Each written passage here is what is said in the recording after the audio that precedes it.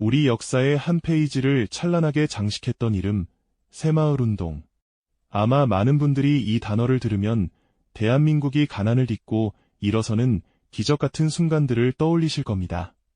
황량했던 시골 마을에 시멘트 포장도로가 깔리고 낡은 초가집 지붕이 말끔한 슬레이트 지붕으로 바뀌며 굶주림에 허덕이던 농촌이 활력을 되찾는 모습이 그려지곤 하죠. 하지만 우리는 과연 새마을운동의 모든 얼굴을 제대로 마주했을까요?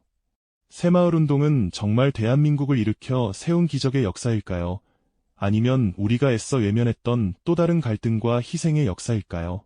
오늘 우리는 모두가 알고 있다고 생각하는 그 익숙한 성공신화의 이미지 뒤편에 숨겨진 어쩌면 불편하지만 반드시 알아야 할 진실들을 함께 파헤쳐보려 합니다.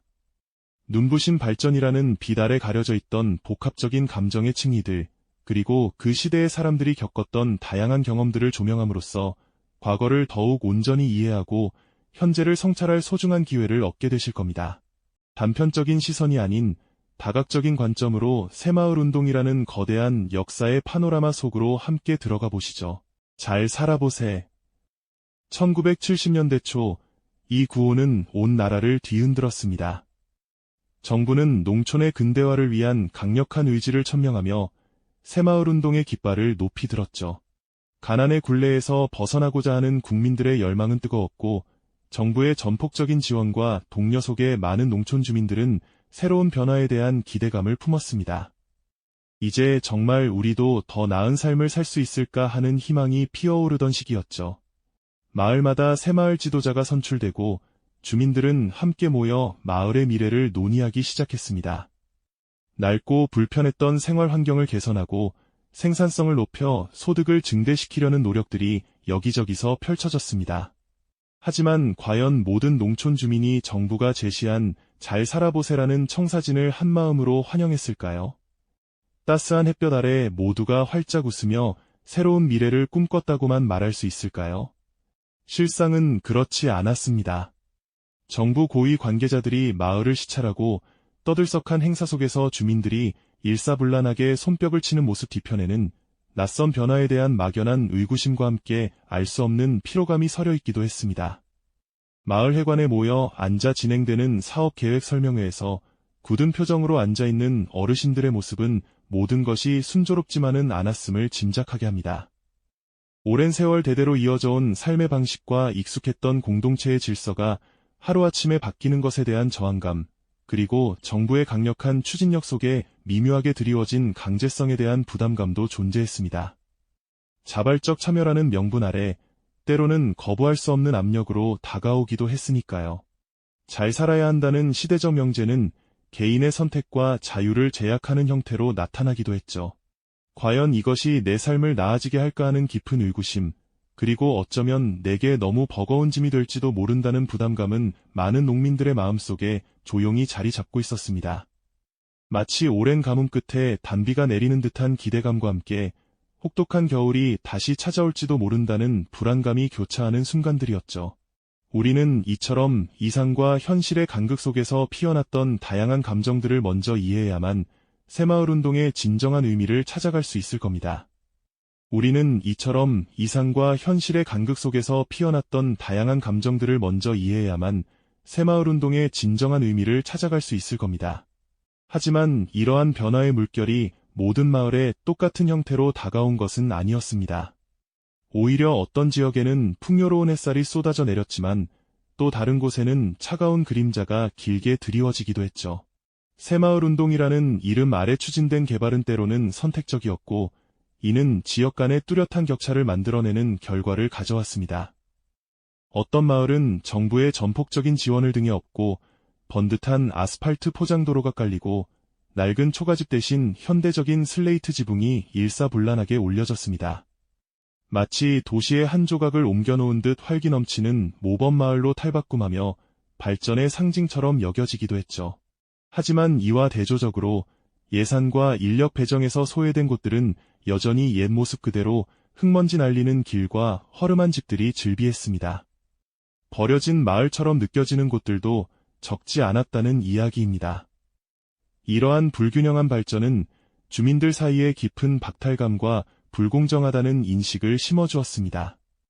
이웃 마을은 눈부시게 변해가는데 우리 마을만 제자리 걸음인 것 같은 기분은 상상 이상으로 쓰라렸을 겁니다. 단순히 물질적인 격차를 넘어 마음 깊이 새겨진 박탈감과 왜 우리만 하는 불공정하다는 인식이 짙게 드리워졌습니다. 결국 더 나은 삶을 찾아 고향을 등지고 도시로 향하는 젊은이들의 발걸음은 더욱 빨라졌고 농촌 공동체는 활력을 잃어가는 아픔을 겪어야 했습니다. 생계를 꾸리기 위한 고된 노동과 미래에 대한 불확실성 속에서 젊은 세대들은 희망을 찾아 정든 고향을 등지고 도시의 불빛을 향해 발걸음을 재촉할 수밖에 없었죠. 지역 간의 미묘한 갈등과 소외감은 그렇게 개발의 그림자 아래서 조용히 자라나고 있었던 겁니다. 그렇다면 이러한 거대한 변화의 흐름 속에서 개개인의 삶은 어떤 모습이었을까요?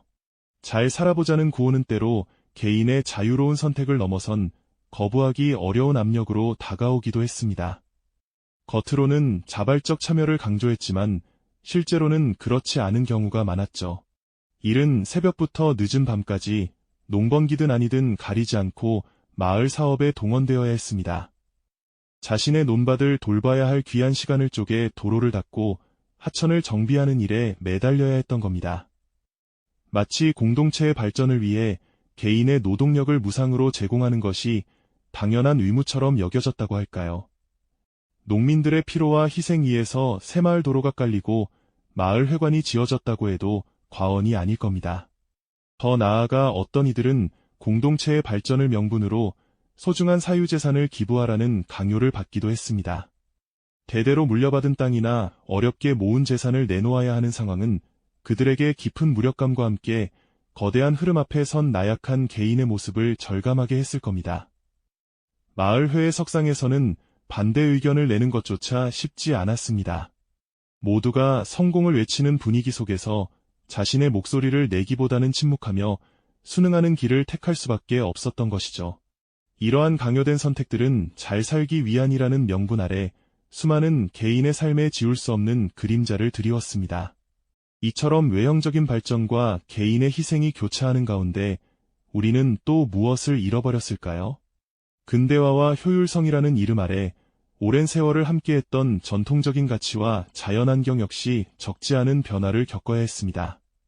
굽이굽이 흐르던 정겨운 물길은 시멘트로 곧게 펴진 인공수로로 바뀌었고 마을을 감싸던 아늑한 숲은 개발이라는 명목으로 베어져 나갔습니다. 흙과 나무로 지어진 정겨운 초가집들은 획일적인 슬레이트 지붕 아래 그 고유한 멋을 잃어갔죠. 단순히 건축 자재나 풍경만 바뀐 것이 아니었습니다. 마을의 역사를 품고 있던 전통 가옥들이 사라지면서 그 속에 깃들어 있던 공동체의 정신과 고유한 문화적 유산 또한 빛을 잃어갔습니다. 함께 즐기던 줄다리기나 마을국 같은 오랜 풍습들도 점차 자취를 감추기 시작했습니다. 발전이라는 거대한 물결 속에서 우리는 효율이라는 이름으로 많은 것을 재단하고 변화시켰습니다. 하지만 그 과정에서 우리가 미처 깨닫지 못했던 혹은 애써 외면했던 상실감과 안타까움이 깊게 자리 잡게 된 것이죠. 빠르게 변해가는 농촌의 모습 속에서 어쩌면 우리는 고유한 정체성과 자연과의 조화로운 삶이라는 소중한 가치를 잃어버린 것은 아닐까 하는 회한이 남기도 합니다. 개발의 이면에는 이처럼 되돌릴 수 없는 변화와 함께 과거를 향한 아련한 그리움이 공존하고 있었던 겁니다. 개발의 이면에는 이처럼 되돌릴 수 없는 변화와 함께 과거를 향한 아련한 그리움이 공존하고 있었던 겁니다. 우리가 그 시절을 마냥 잘 살기 위한 순수한 열정으로만 기억하기 어려운 이유가 바로 여기에 있죠. 이처럼 새마을운동은 단순히 농촌을 잘 살게 하자는 경제개발 정책에 머물지 않았습니다. 오히려 그 시대의 권위주의 정권이 자신들의 통치 이념을 공고히 하고 체제를 유지하기 위한 강력한 정치적 도구로 활용되었던 측면도 분명히 존재합니다. 정부 주도로 전국 방방곡곡에 세워진 새마을 회관들을 보십시오. 그곳은 단순한 마을 회관을 넘어 정부의 정책과 새마을 정신을 주민들에게 전달하고 교육하는 거점 역할을 했습니다. 하면 된다거나 잘 살아보세 같은 구호들은 경제 발전을 독려하는 동시에 국가가 제시하는 단일한 가치관을 공동체 전체에 심어주는 상징이기도 했죠. 획일적인 표어들이 관공서 벽면을 가득 채우고 정부 주관의 대규모 행사에 많은 주민이 동원되었던 모습은 이러한 정치적 활용의 단면을 보여주는 듯합니다. 이 과정에서 민주주의의 기본적인 가치와 시민 개개인의 자유는 때때로 뒷전으로 밀려나는 아픔을 겪어야 했습니다. 공동체의 발전이라는 대의명분 아래 개인의 의견이나 반대 목소리는 쉽게 묵살되거나 침묵을 강요받았죠. 마을 회의에서 정부의 지침에 이의를 제기하는 것은 곧 공동체에 대한 불충으로 비칠 수 있는 분위기였습니다. 효율성과 단결을 최고 가치로 내세우며 다양성과 비판적 사고는 설 자리를 잃어갔던 겁니다. 민주주의의 핵심인 자유로운 의사표현과 비판은 억압되고 오직 정권이 지향하는 방향으로의 맹목적인 순응만이 강조되었던 불편한 진실이 아닐까요? 우리는 새마을운동이라는 이름 아래 눈부신 경제성장을 이루어냈다는 찬란한 성공 신화에 익숙합니다. 그러나 그 빛이 드리워진 이면에는 수많은 개인의 희생과 지역 간의 불균형, 정겹던 전통과 아름다운 자연환경의 파괴라는 어두운 그림자가 깊이 드리워져 있었다는 사실을 직시해야 합니다. 그리고 나아가 당시 권위주의 정권이 이 운동을 어떻게 정치적으로 활용하여 민주주의적 가치들을 억압했는지도 함께 기억해야 하죠. 새마을운동은 결코 단순한 성공이나 실패로 나눌 수 있는 흑백 논리의 역사가 아닙니다. 오히려 빛과 그림자가 복잡하게 얽혀있는 매우 입체적인 얼굴을 가진 역사라고 할 수 있습니다. 단편적인 성공 신화만을 좇는 대신 그 속에 담긴 다층적인 갈등과 희생을 마주할 때 우리는 비로소 과거를 온전히 이해하고 현재를 성찰할 수 있는 깊은 안목을 얻게 될 겁니다. 이처럼 과거의 역사를 단순한 잣대로 재단하지 않고 다양한 시선으로 바라보는 것이야말로 우리에게 필요한 진정한 역사 인식이 아닐까요?